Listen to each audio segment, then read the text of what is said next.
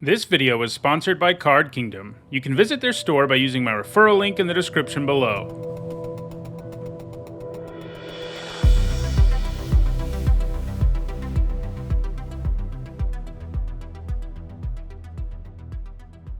Hi everyone, I'm Nitsa Hone, and today is Monday, and that means it's time for the 511th MTG Top 10. A few weeks ago, I gave my picks for the Planeswalkers with the best ultimate abilities, and this is something of a companion piece to that, since we'll be looking at the opposite today, the top 10 Planeswalkers with the worst ultimate abilities. Generally speaking, Planeswalker ultimates have some pretty powerful effects.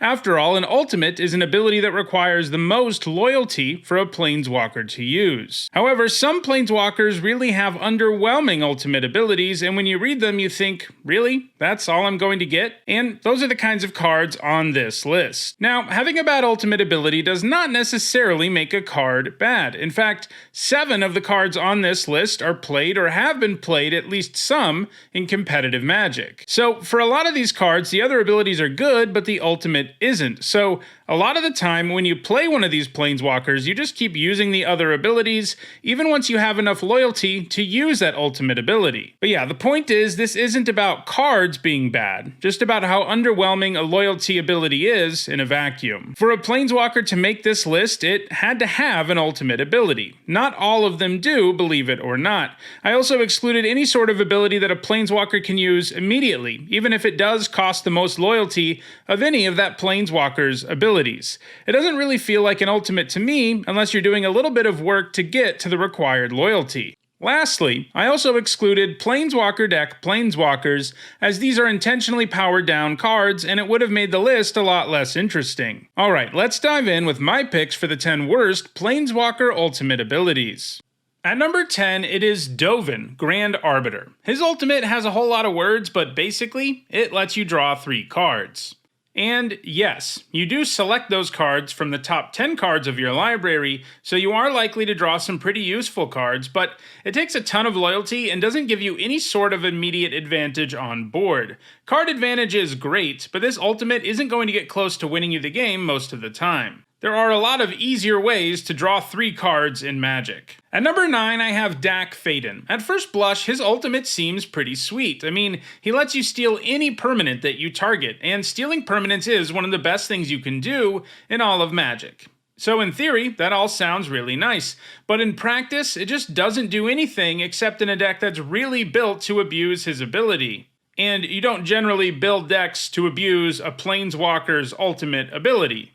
You don't actually get to steal anything, because most of the time when you target an opposing permanent with a spell, you're killing it or bouncing it, so you don't actually get that permanent 9 times out of 10. Dak is much better at stealing artifacts in particular, and his +1 lets you rip through your deck, so those are usually the abilities you just keep using, while ignoring the fact that he can give you this emblem. At number 8, I have Gideon, Blackblade. He comes with an ultimate that lets you exile a non-land permanent. Don't get me wrong, that effect is useful, but you have to do significant work to get to that 6 loyalty, and once you're there, he just trades 1 for 1 with something. So you really need to get to 7 loyalty for it to feel worth it at all. That just isn't enough, even on a Planeswalker that is a creature during your turn and can give keywords to other creatures. It is a real rarity to see someone use this ability, mostly because having Gideon in play as a creature and just using his +1 over and over again is way better than the alternative. At number 7, I have Esseret, the Schemer. This artifact-centric Planeswalker has an ultimate that allows you to make one of your artifacts into a 5/5. The effect is permanent,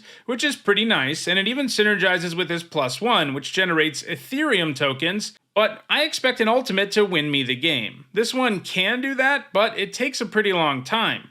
Generating a 5/5 every turn is nice, but the fact he can only do it until you run out of artifacts is pretty rough. Even if it just straight up gave you a 5/5 every turn, without needing an artifact in play to make into a 5/5, it wouldn't be an amazing ultimate. It is the kind that can eventually snowball, but this is an even worse version of that, and that's why it's on this list. At number 6, I have Oko, Thief of Crowns. That's right, arguably the best Planeswalker of all time made this list.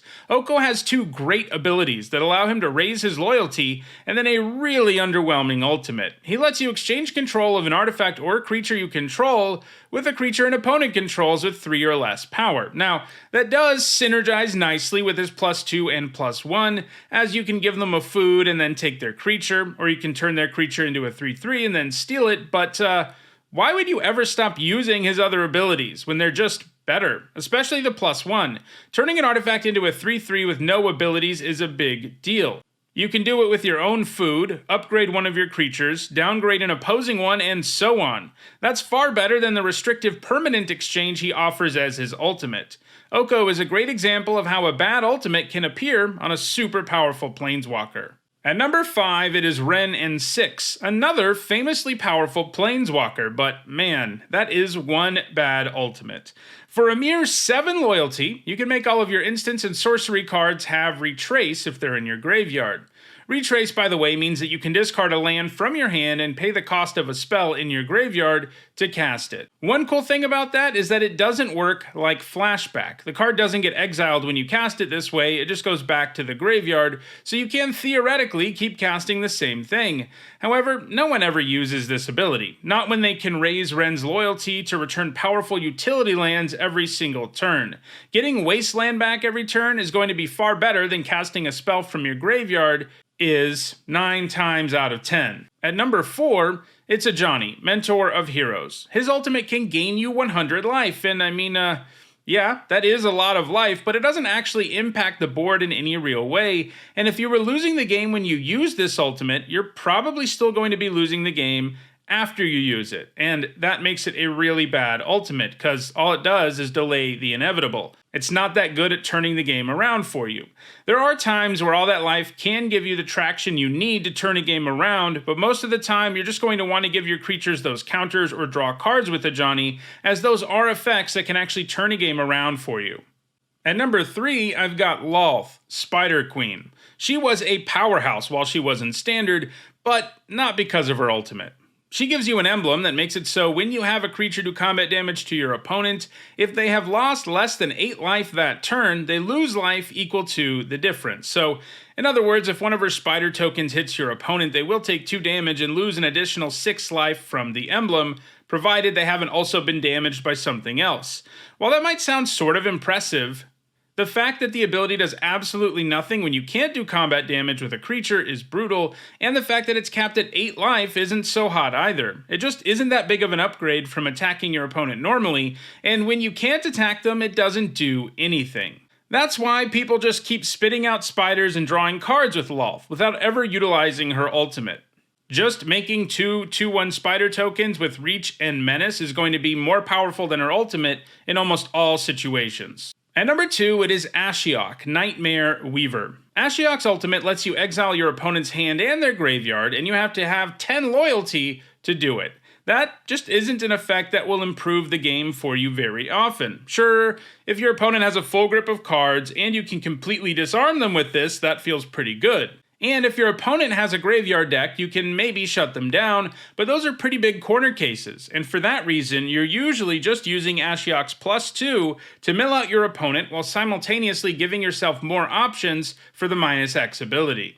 And at number 1, it's Kasmina, Enigma Sage. Her ultimate is just, wow, awful. For 8 loyalty, you get to search for an instant or sorcery in your library that shares a color with Kasmina, and you get to cast that card without paying its mana cost. Now, I get it. Kasmina gives her loyalty abilities to all of your other Planeswalkers, so they couldn't give her one that was too good, but the one that's printed on this card is just awful. It takes forever to get there, and when you do, you aren't really getting paid off for all that work. This is only slightly better than it would have been if she had no ultimate at all. That's how challenging it is to get there, and how underpowered the effect is. So, those are my picks for the 10 worst Planeswalker ultimates. Do you think I left any out? Let me know in the comments. If you want to own any of these cards because, hey, most of them are actually good cards apart from their bad ultimates, check out the description, where you can find a direct Card Kingdom link for each card that was featured in the video. If you want to make sure you catch future MTG Top 10s, hit that subscribe button. If you want to catch up on the more than 500 other MTG Top 10s, including several more that look at Planeswalkers and bad cards, you should see the playlist shortly. And lastly, if you want to go the extra mile in supporting the channel, you can do that by becoming a patron, by becoming a YouTube member, or by buying Nitsa Hone merch. You can find ways to do all of those things in the description. Thanks for watching.